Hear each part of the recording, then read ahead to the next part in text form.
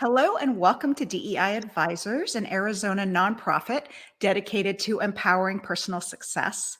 And today we have a wonderful guest advisor with us, Alison Harrigan, who is Senior Client Partner at Korn Ferry. And if you don't know Korn Ferry, they are the largest global recruiting firm.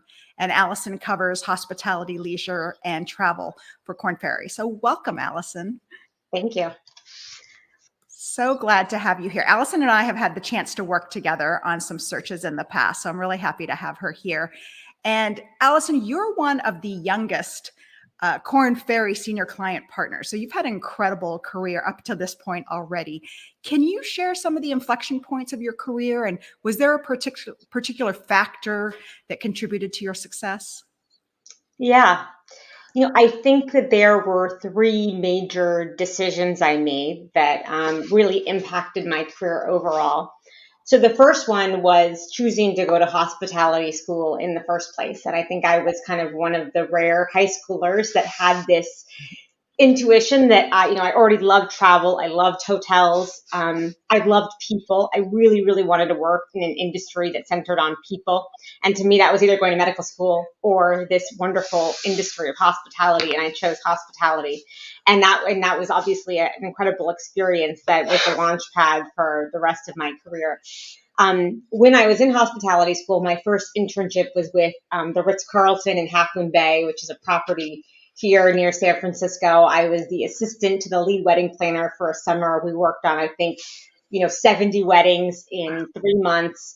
And I really fell in love with the Ritz-Carlton brand and with luxury hospitality and the service standards and the tradition and the culture that Ritz-Carlton brings. And so that influenced me to kind of my second major decision, which was after I graduated to join the Ritz-Carlton. I was recruited by a wonderful mentor of mine named John Hearns to join the Ritz-Carlton residential division.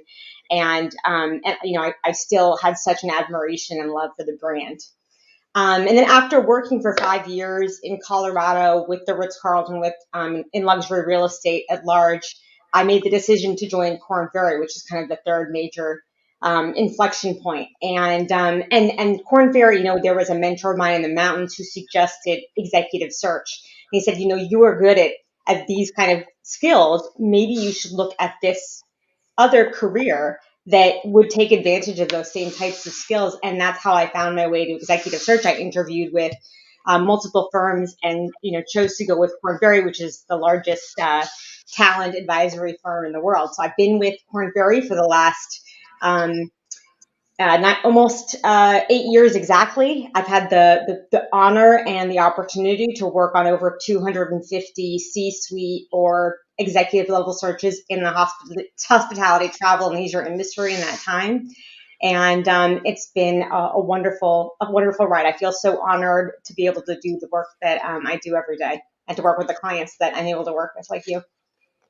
Thank you. Thank you. You mentioned some of the skills that your mentor thought would contribute to being successful in executive search. Can you share what those were?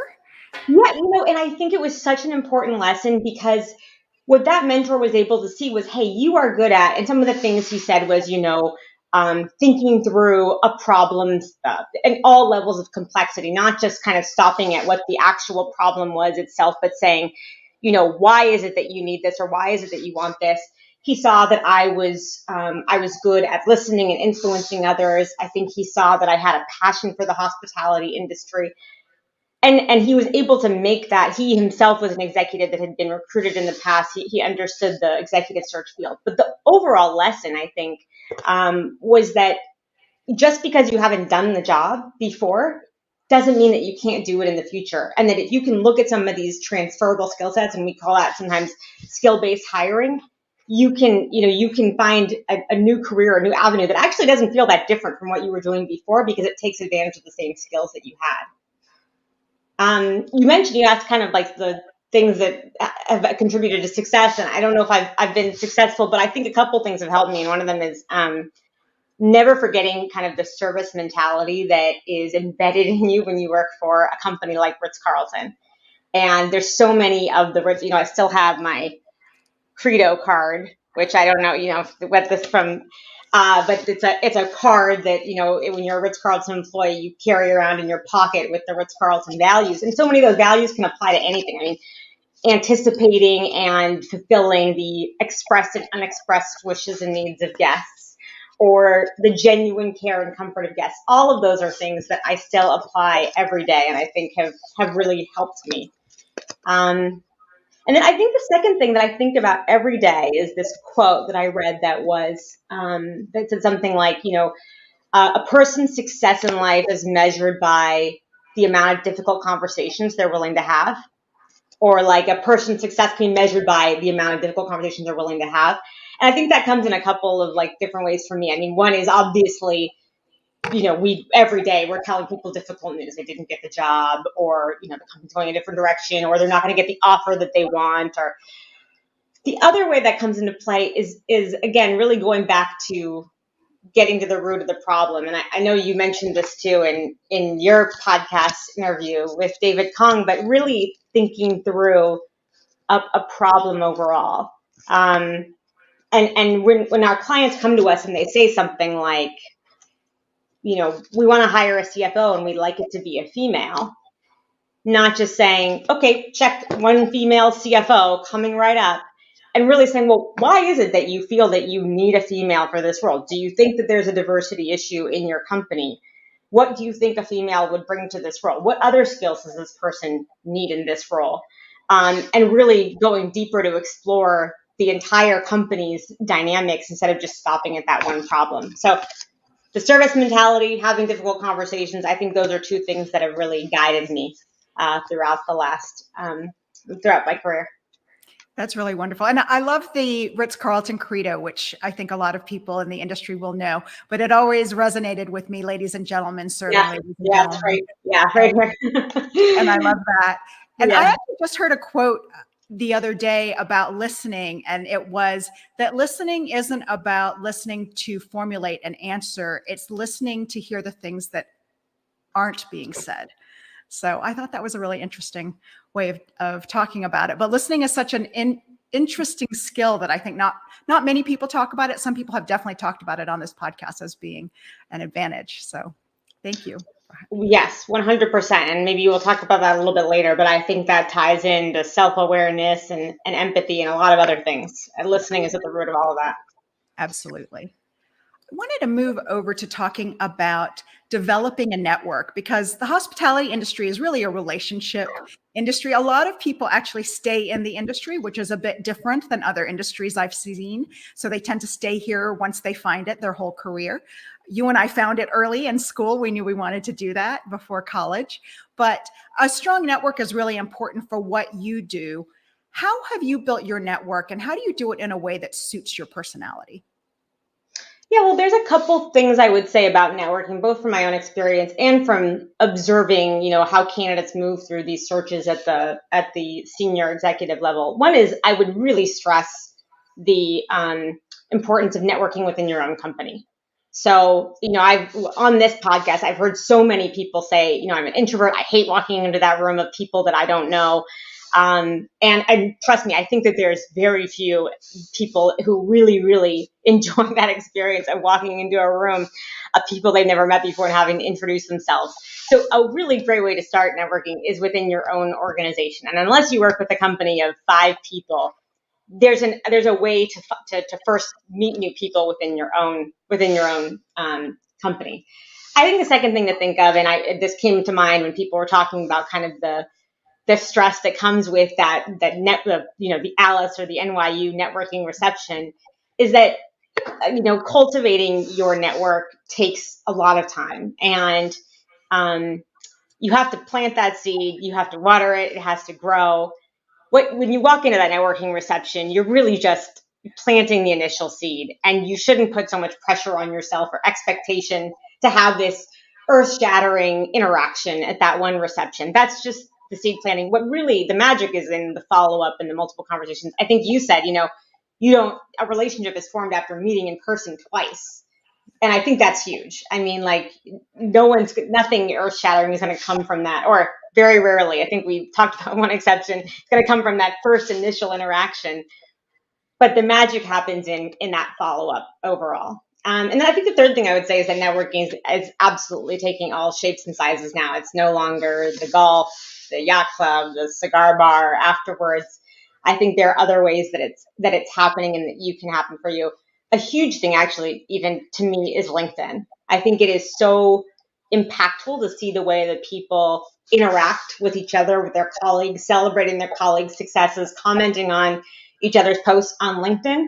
And it's a whole different way to view how different interactions are happening. I mean, I think we've all had the experience where we see someone comment on a post and we're like, oh, I didn't even know that person knew that person.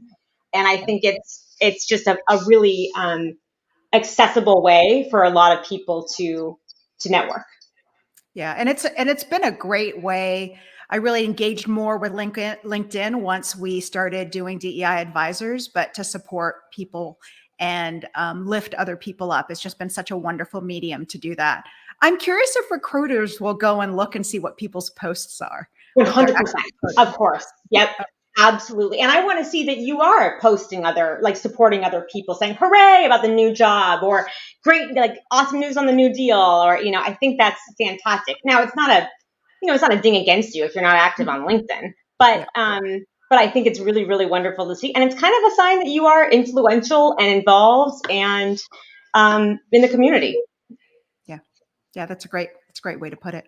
So along those lines, one of the things that you're finding now, you had mentioned that's important to your clients, is whether candidates have mentees, if they're bringing other people along. Can you share more about that? Is that interest recent in hiring leaders? And if so, why? It's such an interesting trend, and I think a lot of it comes out of the last few years where retention and engagement has really become a massive issue, or at least topic, for a lot of our clients, and they're really thinking about how they best retain talent.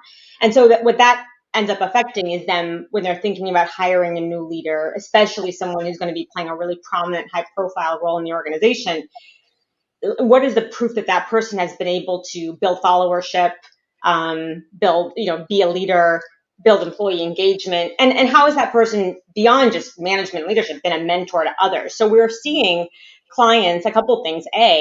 Ask for references of people that either maybe you've mentored or just of your direct reports. And the second thing, I mean, we've seen clients a couple times, and I love this question of saying, who have you mentored that doesn't look like you? And I think that's I think it's a question that stops a lot of people in their tracks.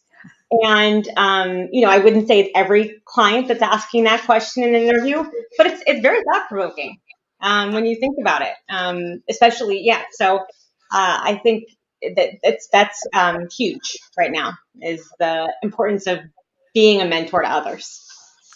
Yeah, I remember when I interviewed Stephanie Lenartz, and she mentioned one of the key skills she looks for is if her leaders are bringing other people along and helping to develop other people on their team. That was a really key skill. So I think it was really interesting that you mentioned that this is something that other people are asking about, especially people who don't look like you, right? Because that's something different that we haven't really focused on very much in the industry until recently. Well, not everyone can change, their demographic or what they look like. But what they can do is support others that aren't, that don't look like them. And so I think if they're, sometimes we've gotten reference lists back from candidates. There are 10 references, board members, direct reports, supervisors, and they're all the same demographic. And that's a red flag to everyone involved. And so I think it's, thinking about that reference list and thinking who in your network maybe doesn't look exactly like you is important. Yeah. And I think another piece to that is the part of, especially if you're a woman or from an underrepresented group, the leaders that you might want to have as mentors may not look like you. So I spent a lot of time trying to find mentors that look like me, but there are a lot of wonderful mentors that are out there who've been mentors to me that don't look like me. So I think just expanding that, your aperture, if you're seeking someone as well, I think creates more opportunities. Absolutely.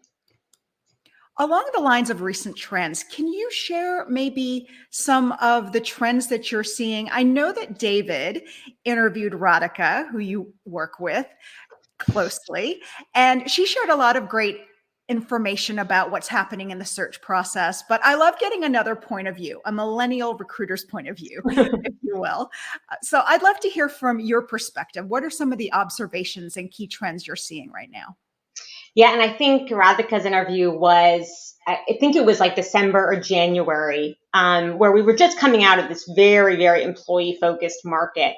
Some of that has shifted to be a little bit more, employer focused, but a lot of the behaviors of candidates from, really largely 2022, a little bit at the end of 2021, where we saw such a frenzy in the market, a lot of those behaviors have stayed. So one of those is that we see candidates more than ever wanting to do an extreme amount of diligence on the companies that are hiring them. And we see some of our clients or the companies being kind of like, wow, that's a lot of information that this person is asking for. But really, I think it's great. I think it's the candidates are diligencing their future employers just the way that any private equity firm or investor would diligence a company or an asset. And I think that should be expected, and it's fantastic. And we're recruiters, as Radhika says, our formidable competitors are all here to help facilitate that process.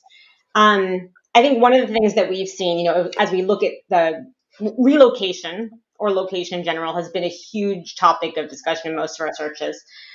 We've done about 76 searches since really exactly 3 years ago, when we say around the start of the pandemic.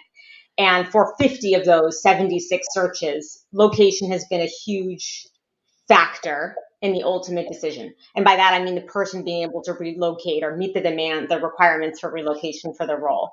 And I think with that, the takeaway from that is you can significantly accelerate your career if you might be willing to relocate, especially to a place that might be a little bit less desirable, although relocation in general right now is it's difficult. And I think that there's obviously we are narrowing it down to the best and most qualified candidates, but that is still a topic at the end of the day. And most of our clients for their senior teams are looking for their candidates to relocate. From a millennial perspective, I think, I live here in San Francisco. A lot of my friends work in tech. Job changes every few years can be common. I think hospitality is a little bit more conventional than other industries in the fact that they really want to, most of our clients are looking at resumes, and there's a red flag that goes up if the candidate has had multiple jobs where they've been in that job for less than 3 to 4 years. And so I would say that, we're moving in a different direction. We're moving more towards acceptance of maybe shorter stints. But overall, at large, it still presents as a red flag. When I started at Korn Ferry as an associate, the prevailing wisdom at the time was that you couldn't present a candidate to a client if they had 2 jobs of less than 1 year, or less than 2 years each, 2 jobs less than 2 years each. That's changing across the board. But I think hospitality is still a little bit conventional. You need to be there 3 to 4 years to have an impact.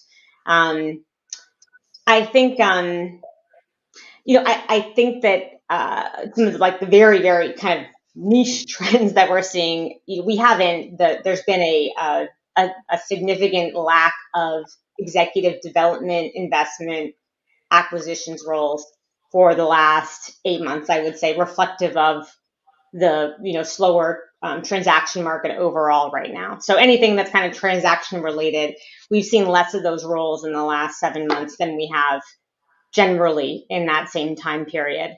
And then I suspect when the capital markets open up and you can get debt, there'll be probably a frenzy of people getting back into deals and then looking for transaction executives at that point.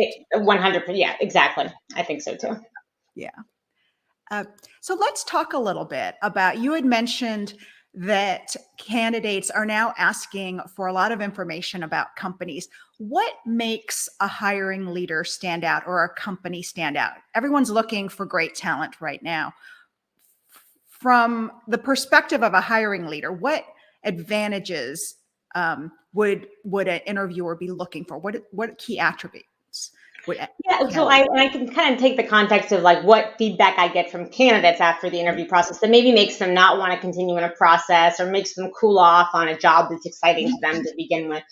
The biggest one is presence. I can't tell you how many times candidates have come back and said, it looked like the interviewer was multitasking, or he picked up his phone 2 or 3 times while he or she was interviewing me. And that's obviously not a fantastic experience. And it doesn't even need to be kind of the main hiring manager. If it's anyone in the interview process that kind of presents as uninterested or not present, that's a problem. I think it's probably in that situation, if you're dealing with an urgent matter, it's a tough day, it's almost better to just announce that at the beginning of the call than to have the interviewee really perceive that you're uninterested in them. So I think that's a huge, some feedback that we often get from candidates about hiring leaders. I think that one of the ways that hiring leaders in general have been able to really cultivate a diverse slate of talent too is returning to that skills-based hiring approach that we talked about at the beginning, which is looking at if you are trying to hire for a role, you don't have the diversity that you're looking for, you want to create a more diverse slate, or even you just want to find new talent, so look at what the most critical skills are in the role and think deeply about what other positions or roles you can find those critical skills within. And I think that's a great method to find better talent no matter what. It's a great way to bring talent from other industries into hospitality. It's a great way to diversify the slate overall. And then I think the third is just to be open to that diligencing that I mentioned earlier, is that don't be alarmed by it. Don't be alarmed if candidates are referencing you as the hiring leader. They're being smart about their decision making. Makes sense. Dorothy Dowling said in her interview with David Kong, one of the things that she lives by is to choose your boss carefully. 100. And I think, there's one of the things I think about a lot is like, if you have two jobs that are equal and you're trying to decide between them, always pick the more ambitious boss. And it's a double-edged sword. I mean, you don't want to necessarily like pick somebody who's so ambitious that they're not going to have time to support and lead you. But more times than not, if you can work for somebody who's ambitious, and maybe I'm being a little bit of self-reflective right now, and you work well with them, they're going to bring you along with them. And that's, from my own experience, but that's also just from hearing people's career stories myself and saying, wow, there are a number of people out there that got to where they did because they stuck with somebody who had big ambitions. Yeah, absolutely. We've seen that a lot in the industry. So that's really great advice. Let's switch to the other side. What makes a candidate stand out to people who are looking to hire? Yeah. Well, I think all the things that we, that you're taught from day one, being prepared, reading the 10K, if that's what it is, being well read about issues affecting the industry, knowing the background of the person that is interviewing you, all those things are kind of, when you're interviewing for a C-suite role or SVP level position or a board position, those are table stakes. I think, and I hope I don't misuse this, but I think Jin Lee in your interview called something nunchi, the Korean word for kind of having this light in your eyes. Or I've heard the word before, and I've also heard it used as like general self-awareness. And I think that is just huge. I mean, empathy, situational awareness, emotional awareness, all of those things are, can be apparent in just a 1 hour one-on-one interview. I think Radhika said in her interview, reading the room, reading the Zoom, making sure people are with you, making sure you're pausing to make sure people are still listening and that you're resonating. I think the number one piece of feedback that we get from interviewers about why they don't want to move a candidate forward is the person just like, we had 30 minutes slated for the interview, or 45 minutes, and they talked the whole time. And yes, of course, it's an interview. The candidate's supposed to talk a lot, but they didn't even pause to check if I was still kind of following them. And that's a huge red flag. So I think that kind of like the nunchi is interesting because it's a little bit about the situational awareness, emotional awareness, but also about, I think he mentioned, is kind of like the eye contact, the brightness in your eyes, your integrity. And I think that's part of it too. The other thing that makes candidates stand out, and this is readily available this is a common kind of trait in hospitality, less so than other industries, is range. And I actually remember talking about this a little bit with when we were doing a lot of work with IHG, is that in hospitality, more so than other industries, many of the executive leaders need to have range in that they have to flip from one moment talking to, a hourly staff member, a housekeeper, a front desk person, to an investor, to a foreign investor, and they have to go minute to minute back and forth, and they could be going straight out of their meeting with Blackstone into leading a housekeeping lineup, and having that ability to have that range, I think we see all the kind of celebrated leaders in our industry having that agile style. So I think that that's really important. Yeah. It's always wonderful when you see leaders who can connect with people at all different levels, right? They treat everybody the same with empathy and care. And that really comes across, and it just builds this great amount of loyalty to those people. Absolutely. And people, not just the people you're interacting with, but the people around you notice when you can do that. Absolutely. Let me ask you this. Is there something that you don't see enough candidates focus on for their personal development, but is really valued by people who are looking to hire right now? Yeah, I think that we see a lot of candidates kind of get mired in, I'm a developer, I'm only going to do development roles, or I'm an operator, I'm only going to do operating roles. I'm a marketer, whatever it is. And we see this a lot in segments. I've worked at Ritz-Carlton or Four Seasons for 10 years. I wouldn't even dream of taking a job with, an upscale or mid-scale brand. And I think that flexibility, that lack of flexibility, holds a lot of people back.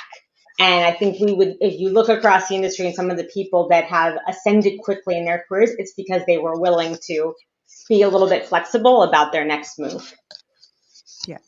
Makes sense. Greg Keneally talked about it in his interview. He talked about the difference between being a rock star in your area and being an all-star in a lot of areas. Yes. And Greg's a great example of that too. Yes. I mean, he's been able to do so many things throughout his career in different areas that maybe other people would have said, no, I'm going to stay in my lane. I'm going to focus. I'm going to be a specialist. I love that. Let me switch gears a little bit and talk about a recent study that came out. It's not so recent. It's 2016. Harvard Business Review published a study that was titled, "If there's only one woman in your candidate pool, there's statistically no chance she'll be hired." And that study, I think you can figure out what the gist of that study was. But that study resonates. It's similar to some other studies we've seen recently about how you need at least 2 women on a board to really have meaningful impact, or 2 or more women on the hiring committee to really make significant change. Could you share some thoughts on this, and having, for example, 1 woman or underrepresented person in a final candidate pool, that's not enough in order for that person to get hired? Yeah, I think the bottom line of both of these studies is that, one is on enough, 2 might not be enough. More is better. Now, that being said, like, if you are in a situation where you can't have, for whatever reason, there can't be more in the candidate pool, or there can't be more in the hiring committee, hopefully that you don't get to that point. But if you do, then it helps to have an objective person in the group that can hold everyone accountable for the goals that you set out to achieve, or to hold people accountable to not fall into these cognitive biases of, that you've mentioned. And if that's not possible, to have this objective third party, whether it's a recruiter or somebody else that's sitting in that meeting, sometimes the CHRO or an HR leader can play that role. It helps to just have the awareness that these cognitive biases exist. And I'm so glad that, you and I spent so much time talking about that study. I hope that study, the second one, and others like that, continue to make the rounds, because the more that you realize it's happening, the more that somebody in the room can stop themselves and say, are we falling prey to this bias? Well, as I suspected, we are getting really close on time. So I could have kept talking with you, and we had a long conversation before as we were prepping for this, but there's so much great information. Can you share one last piece of advice with us, Alison? And keeping in mind that the mission of DEI Advisors is around empowering personal success, perhaps one final bit of advice for women or underrepresented groups who have high career aspirations? How can they really maximize and make the most out of their careers? Yeah, well, a couple things. I think, the service mentality, I think, can serve anyone in their career. I think at the end of the day, the idea of fulfilling the expressed and unexpressed wishes and needs of guests or clients or counterparties or whatever, your employees, whatever it is, that comes back to empathy, being able to put yourself in that person's shoes and saying, if I was that person, what would I need next? Whether it's the guest that's walking out, it's raining, and you having the umbrella ready for them when they walk outside, or whether it's an employee who you anticipate their needs by saying, let's talk about your career before they ever have to come to you and say, I want to talk about what my next step is. I think that empathy and that, that going back to the service mentality of these like fulfilling the wants and needs of who you're working with and around is really important. I think the second thing I mentioned is to keep an open mind about your next role, to keep in mind, to really think about, okay, I love doing these three things. I'm good at doing these three things. Where could I apply that to a similar role? And figuring out how to articulate that when you're in a job process is really important. And I've seen a lot of successful people be able to do that really well.